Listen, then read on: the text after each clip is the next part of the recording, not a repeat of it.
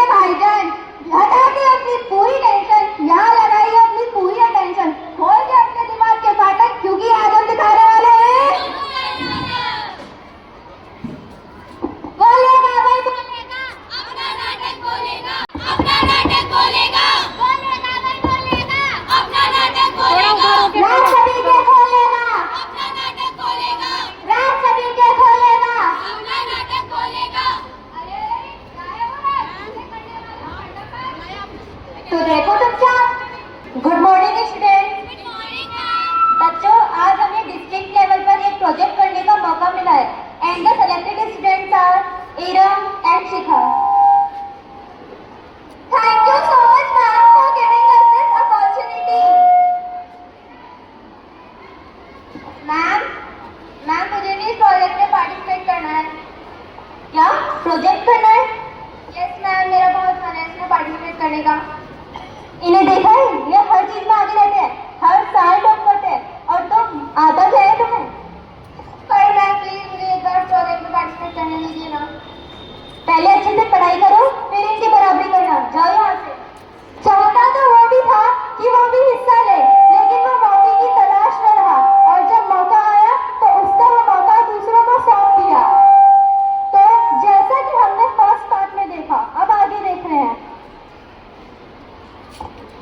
यार तेरे को इस प्रोजेक्ट के बारे में कुछ समझ में आया?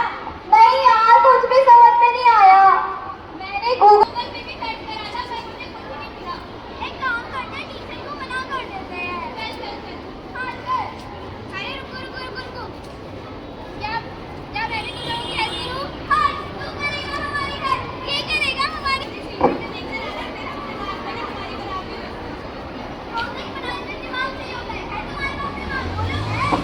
हमें तुम्हारी कोई हेल्प नहीं चाहिए, जाओ यहाँ से। Good morning student. Morning ma'am. बच्चों, जो मैंने कल आपको प्रोजेक्ट दिया था, क्या वो हो गया? सॉरी मैम, वो कंप्लीट नहीं हो पाया। मैम आप हमें एक दिन का और टाइम दे दीजिए, हम आपको बना करके देते। ठीक है बच्चों, आप मुझे कल सबमिट कर देना। Okay ma'am. मैंने ये प्रोजेक्ट बनाया है।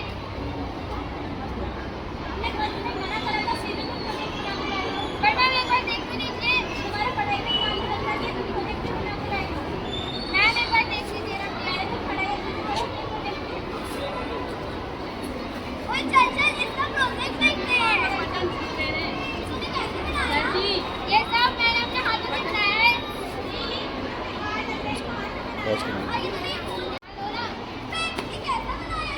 अरे यार, तुम लोगों ने मेरा प्रोजेक्ट क्यों तोड़ दिया? क्योंकि तुम्हारा प्रोजेक्ट तोड़ने के ही लायक था। हमारी ये बराबरी कर रहा था, इसलिए हमने तोड़ दिया।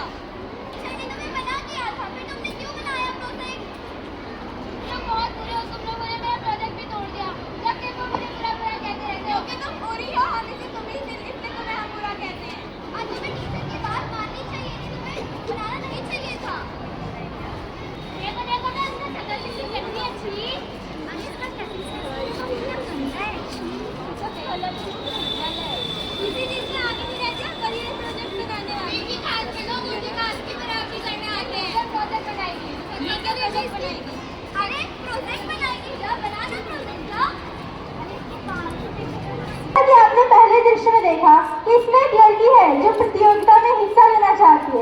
उसे नहीं लेने दिया जाता है और उसके कक्षा साथियों द्वारा उसके पढ़ाई में आगे ना रहने पर और उसकी जाति पर उसका मजाक बनाया जाता है। क्यों?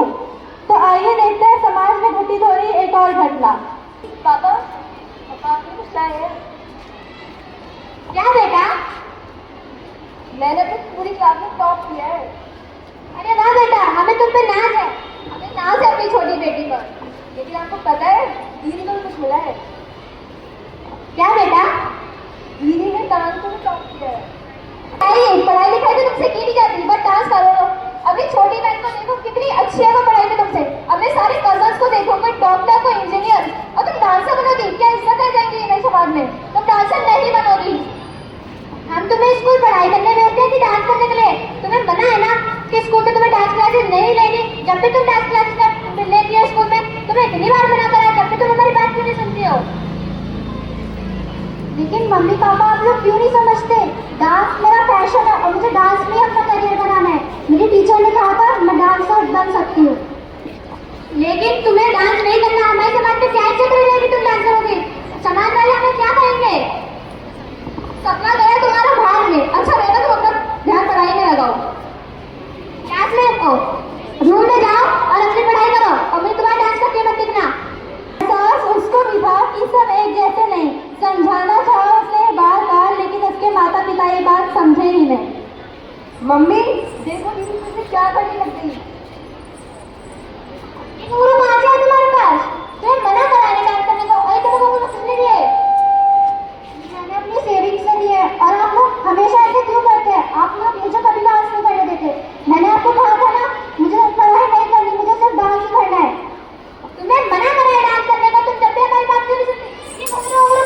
लाती हो घर में, तुम्हें मना करा है डांस करने के लिए, और इस डांस में कोई फ्यूचर नहीं रखा। तुम हमारी बात समझ जाओ इस बात में। तुम्हें समझ में नहीं आता क्या? मेरे बार बार मना करने के बावजूद भी डांस कर रही हो। लगता है तुम्हारा ही भूत तुम्हारे सर से उतारना ही पड़ेगा।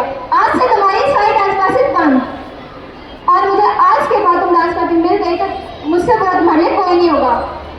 आपसे बुरा और कोई हो भी नहीं सकता। बदतमीज लड़की, मुंह चला रही, जा ऐसे। कोशिश उसने की थी बहुत, पर सपनों का उसे कोई मोड़ न मिला। जब उसके माता पिता ने ही छोड़ दिया तो भला करती तो करती किससे ये गिला।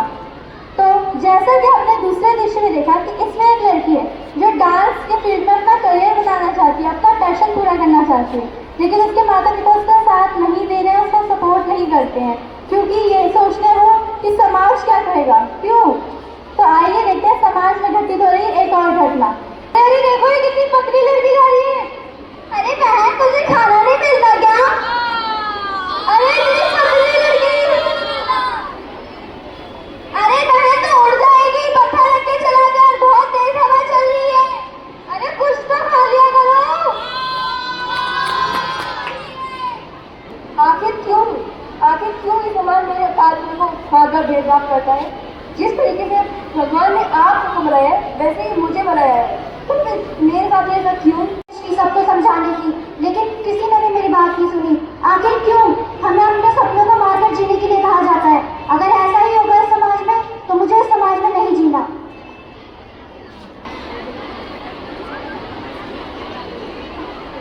मुझे माफ करना, मैं अब और नहीं जी सकती।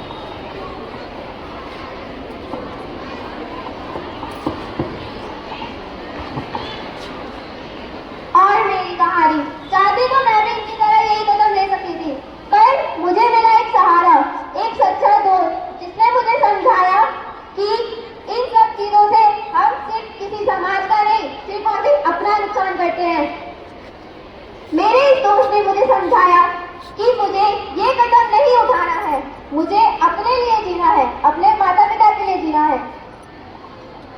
अगर आप कभी ऐसी मुसीबत में पड़ते हैं या अगर कोई आपको किसी भी चीज से चिढ़ाता है तो पहले अपने निजी लोगों से बात करिए, अपनी फ्रेंड से बात करिए, अपने टीचर से बात करिए।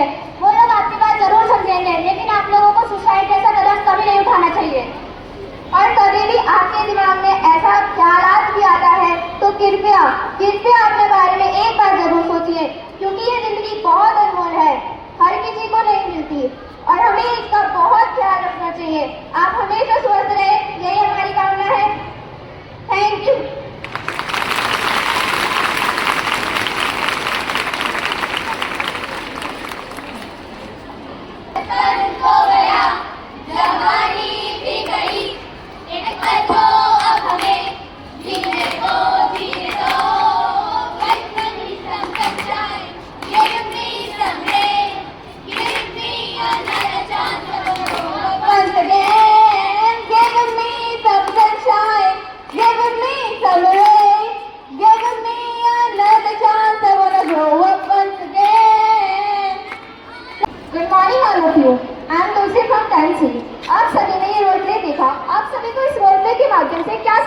मिला, क्या कोई टीचर या स्टूडेंट अपनी फीलिंग को बताना चाहेंगी?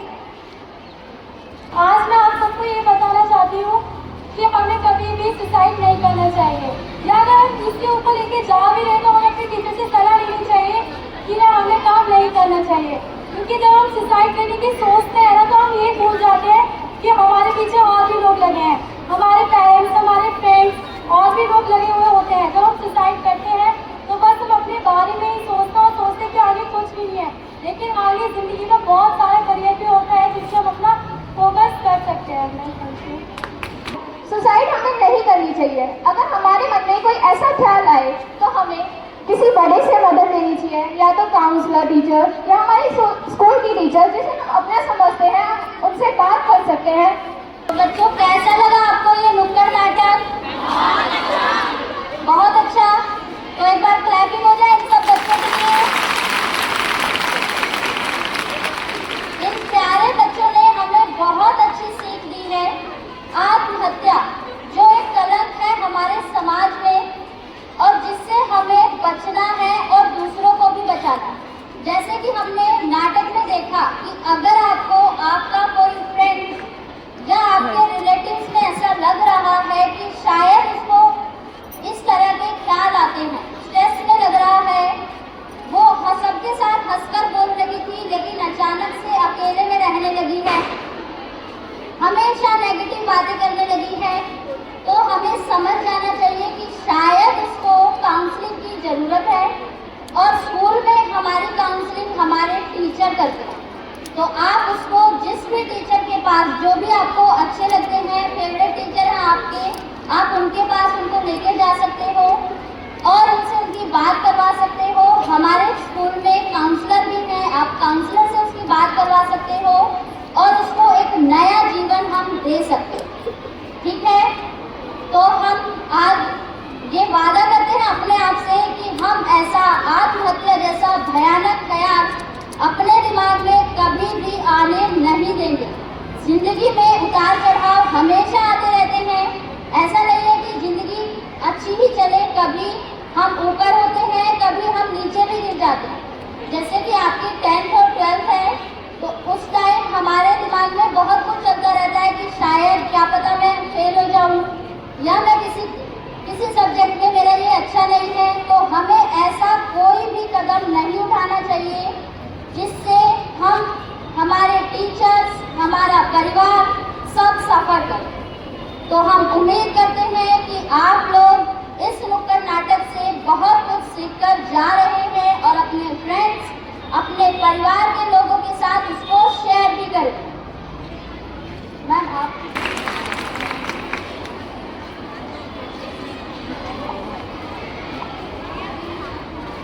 गुड मॉर्निंग बच्चों।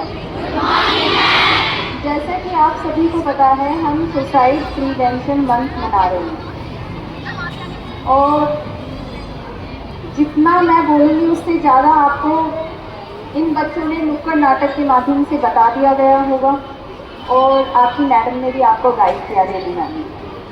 तो जीवन बहुत अनमोल होता है, हम सुसाइड जैसे ख्याल अपने दिमाग में ना लेकर आएँ। अगर आपको कोई भी प्रॉब्लम है, देखिए ये आपका विद्यालय भी आपका परिवार है और यहाँ पर सारे टीचर्स आपके हैं। जब भी आपको किसी भी तरह की कोई समस्या है, आप अपने अध्यापक से साझा कीजिए, चाहे वो आपके क्लास टीचर हो या सब्जेक्ट टीचर हैं। और अगर फिर भी आपको लगता है आपकी समस्या नहीं सुलझ रही है, तो आपको पता है कि आप 24 घंटे अपने पेरेंट्स के साथ तो जुड़े हुए होते हैं, पेरेंट्स को बता सकते हैं। और पेरेंट्स भी नहीं सुन रहे हैं तो आपके लिए ऑफिस है स्कूल आवर्स में, तो आप मेरे पास आकर अपनी बात कह सकते हैं। कंप्लेंट बॉक्स है स्कूल में, वहाँ पर कंप्लेंट डाली जा सकती है। तो आपके पास बहुत सारे ऐसे समय आपको मिलेगा। कई बार जब आप अपने आप में नेगेटिव विचार लेकर आ जाते हैं, या हम मनुष्य हैं, हमारे दिमाग में ऑटोमेटिकली आ जाते हैं ना चाहते हुए, तो जब भी कोई नेगेटिव विचार आता है तो हमें उस टाइम को ना, वो बहुत छोटा सा समय होता है, वो बहुत छोटा सा पल होता है जब कोई बुरा विचार हमारे दिमाग में आता है। तो हमें इंतजार करना चाहिए या ये उन अच्छे पलों को याद करना चाहिए जब आपको आपके किसी टीचर ने सराहा हो, आपके पेरेंट्स ने सराहा हो, या आपके उन बहन भाइयों को याद करना चाहिए जो आपसे बहुत प्यार करते हैं, या उस लक्ष्य को अपने दिमाग में रखना चाहिए जिसके लिए आप जीना चाहते हैं। मरने की 1000 वजह होगी आपके पास, लेकिन जीवन जीने के लिए एक वजह ही काफ़ी होती है। तो उस पर ध्यान दीजिए। आप सबका जीवन बहुत अनमोल है हमारे लिए, है ना, और आपके खुद के लिए भी। तो जीवन हमें बार बार नहीं मिलता, उसको सार्थक कीजिए, उसे व्यर्थ मत कीजिए।